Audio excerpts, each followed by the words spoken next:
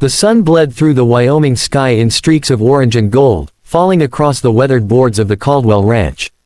Dust lifted from the dry earth with every breeze, curling around Eliza's boots as she stood on the porch with a small brown satchel clutched to her chest. The sound of the wind was the only thing brave enough to speak. Her family stood a few paces away, their faces turned to stone, silent, hard, unwilling to meet her eyes. Her father's jaw worked as he stared toward the corral, pretending to study the horses. "Eliza," he said finally, voice dry as the land. "You know what the doctor said. There's no chance. No man's gonna want a wife who can't give him children." She flinched at the words, though she'd heard them many times before. The doctor's verdict had been whispered through the house for months, spreading like mold. Barren. A word that tasted like rust. A word that stripped her down to something less than human in their eyes. Her mother stood behind him, twisting a kerchief in her hands. "Your father's done what he could," she murmured, her voice shaking. "Luke Kerrigan is a good man. He lost his wife some years back. Needs help on his ranch. A man twice my age," Eliza said softly, her throat tightening. "And you've," she stopped herself before saying it, "sold me." The truth sat heavy on her tongue.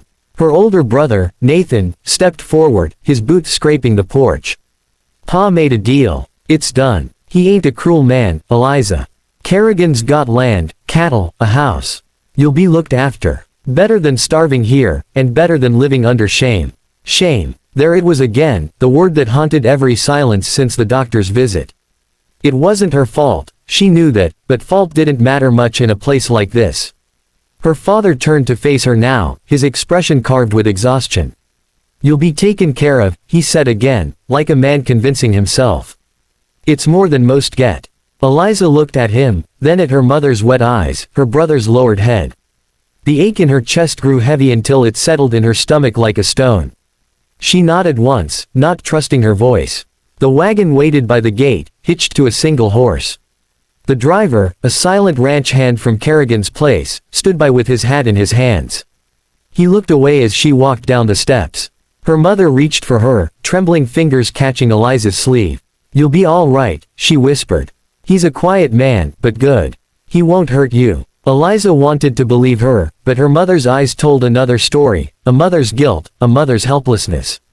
She couldn't bring herself to hug her. Instead, she gave a small, stiff nod and climbed onto the wagon. The wheels creaked as they rolled away from the house. She turned once, watching the ranch grow smaller, the figure of her father fading into the glare of sunlight. Her mother lifted her hand in a weak farewell. Nathan didn't move. By the time the wagon turned past the hill, all of them were gone from view. The ride was long, stretching through miles of open land where the wind ruled and silence hung heavy. Grass brushed the wheels in soft waves, and the sky seemed to go on forever. The driver didn't speak, and she didn't ask him to. Hours passed before the land began to change. Fences rose along the roadside, and the outline of a barn appeared in the distance. Beyond it sprawled the Kerrigan Ranch, larger than she had imagined. It looked both wild and orderly, the mark of a man who worked hard and spoke little. When the wagon stopped, the driver hopped down and tipped his hat toward the porch. A man stood there waiting. Luke Kerrigan. He was taller than she expected, broad-shouldered, with a face carved by weather and loss. His hair was touched with gray, his eyes an unreadable shade of storm cloud. He wore no expression, only studied her as she stepped down. "Eliza Caldwell," he said, voice deep, measured. She nodded. "Yes, sir." He gave a single nod in return, as if that confirmed something he already knew. "Your father said you'd come today." "I did." Her voice felt too small in the open air. "You'll be stayin' here now," he said after a pause, gesturing toward the porch. "Got supper inside if you want it. It's plain but warm." She blinked, surprised. "You're not going to ask me anything?" His brow lifted slightly. "What would I need to ask?" "I don't know," she whispered. "Why I'm here. What you expect." He shrugged, gaze steady. "You're here to keep a house that's been empty too long.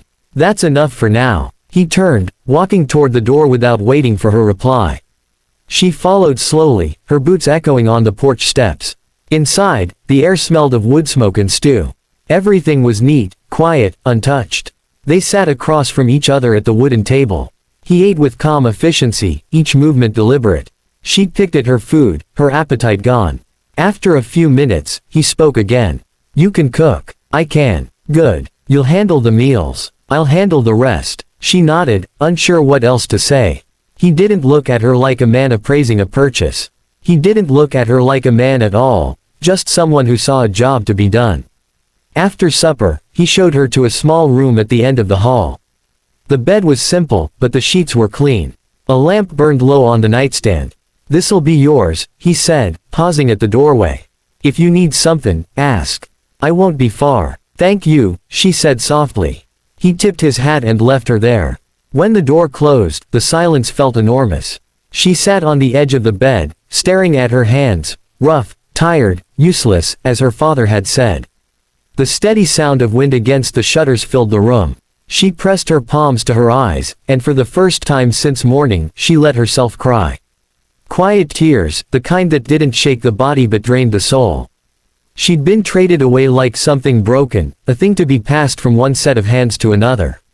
But Luke Kerrigan hadn't looked at her with pity or desire. Just acknowledgement. "You're here," he'd said. "That's enough." The words lingered in her chest long after the lamp burned low. She didn't understand them yet, but as she lay in the unfamiliar bed, she felt something small, something fragile, begin to stir, something she hadn't felt in years.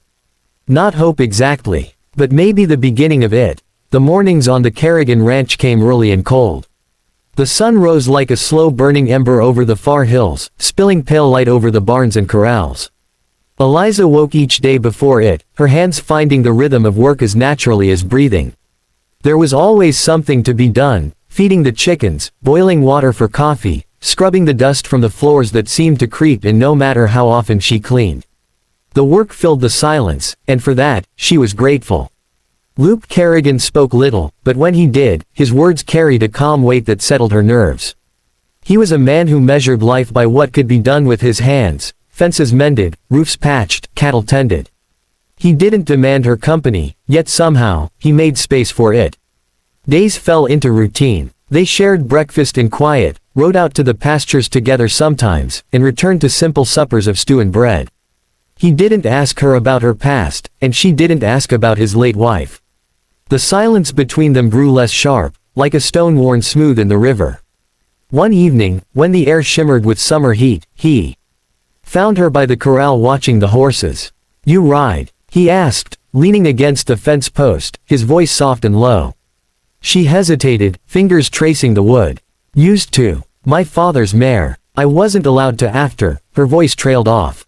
He didn't press her. Instead, he handed her the reins of a chestnut mare standing nearby, her coat gleaming under the fading light. "Then you still can." She looked up at him, unsure if it was a test or an offering. But his expression didn't change, steady, patient.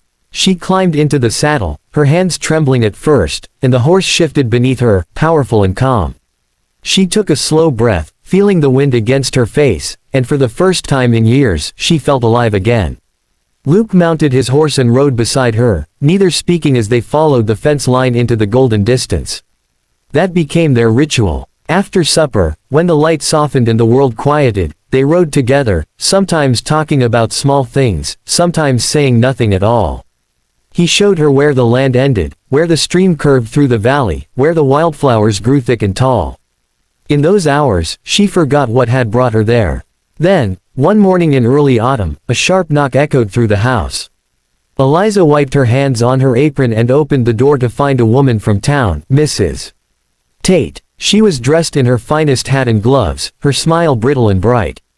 "Well," she said, her eyes flicking over Eliza's plain dress. "So it's true. Luke Kerrigan finally got himself a wife."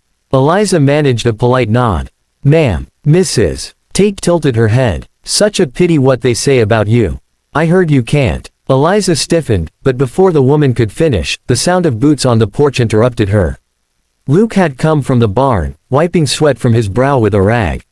"Morning, Mrs. Tate," he said evenly, standing between them. The woman smiled thinly. "Just paying a friendly call. Wanted to see your new bride." He gave her a long, unreadable look. "Then you've seen her." Mrs. Tate's smile faltered. "Well, I just thought it sad, that's all. A man like you with no heirs. Seems a waste." Luke's jaw tightened. He took one slow step forward, voice dropping low. "Mrs. Tate, that'll be enough. I didn't mean." "You did," he said, his tone cutting through the air like a blade. "You've said too much. Ride home." The woman's face flushed scarlet. Without another word, she turned sharply and marched toward her horse, muttering under her breath. The sound of hooves faded into the distance. Eliza stood frozen, the sting of humiliation burning her throat. Luke turned to her then, eyes softer now. "You all right?" She tried to nod, but her voice cracked. "You didn't have to do that." He looked at her for a long moment. "Maybe not, but I wanted to." She swallowed, her heart pounding. "But what she said, it's true. I can't give you children. I shouldn't even be here." He took off his gloves and tossed them onto the porch rail. "Eliza," he said quietly, "I didn't bring you here to give me children." She stared at him, confused. "Then why did you?" He stepped closer, the sunlight glinting in his gray eyes. "Because this place was empty. Because I was tired of the quiet. Because I needed someone who didn't break under the weight of a hard day." He paused, voice softening. "I don't need sons, Eliza. I need peace." Her breath caught. For a moment, all the walls she'd built around her heart began to crumble. "And you think I can give you that?" He smiled faintly, just enough to soften the lines around his mouth. "You already have." The words hit her like warmth after a long winter. She felt the sting of tears but didn't look away. He reached out, hesitated for a second, then brushed a strand of hair from her cheek. His hand was rough, but his touch was gentle, reverent almost. Neither spoke again. The silence between them said everything words couldn't. That evening, the sky turned bruised and heavy with rain. Thunder rolled in the distance as they sat on the porch, watching lightning flicker over the hills. Luke poured her a cup of coffee, strong and black, and handed it to her without a word. The smell of rain and wood smoke filled the air. "You ever miss your old home?" he asked after a while. Eliza thought about it, the house, the fields, her father's cold silence, her mother's sad eyes. "No," she said finally. "Not anymore." He nodded, watching the horizon. "Good." The rain came harder, drumming against the roof, washing the dust from the world. She leaned her head against his shoulder, feeling the steady rise and fall of his breath. He didn't move away. For a long time, they just sat there, the storm singing around them. It was a strange kind of peace, fragile, quiet, real. She had been sent away as something broken, but in his silence, she had found something whole. When the rain eased and the crickets began to sing, Luke glanced down at her, his voice barely a whisper. "Still think you don't belong here?" She smiled softly against his arm. "No, not anymore." He nodded once, satisfied, and they sat together in the cool, damp night until the sky cleared. Above them, the stars shone brighter than she had ever seen. And for the first time in her life, Eliza Caldwell no longer felt like something to be traded, pitied, or repaired. She was simply wanted. Not for what she could give, not for what she lacked, but for who she was. A woman who had learned to belong where she was once told she couldn't. A man who had learned that love wasn't always born in bloodlines, it could be found in silence, in work, in the simple peace of two souls that had stopped running. The night wind whispered across the plains, soft and forgiving. Inside the ranch house, two lives, once broken, began to build something quiet and whole.